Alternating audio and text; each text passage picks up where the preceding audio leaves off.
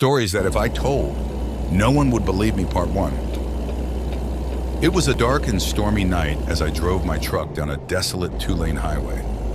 Rain pounded against the windshield, and the wind made the trailer sway dangerously.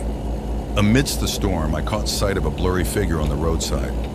It was a drenched and trembling woman, thumbing for a ride.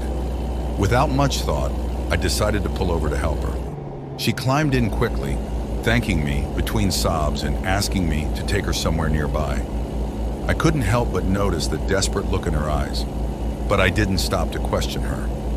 I continued my journey through the storm, trying to ignore the shivers running down my spine.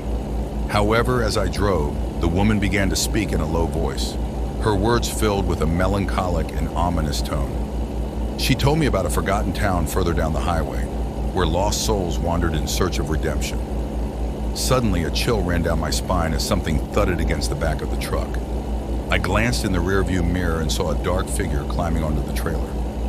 Paralyzing fear gripped me as I struggled to maintain control of the vehicle. As I drove, the woman's whispers grew more intense, her words filled with warnings about the impending danger.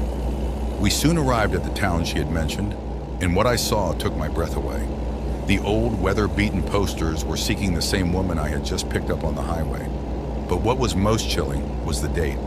The posters were 17 years old. I was stunned to realize that I had just crossed into the unknown. Without a second thought, I floored the gas pedal, speeding away from the ghost town and the woman who had mysteriously vanished from my trailer. But as I drove on, I could feel the presence of something else, something that didn't belong in this world. And as the lights of the highway faded into the distance, I knew that I had witnessed something much darker and more terrifying than I had ever imagined on the haunted highway.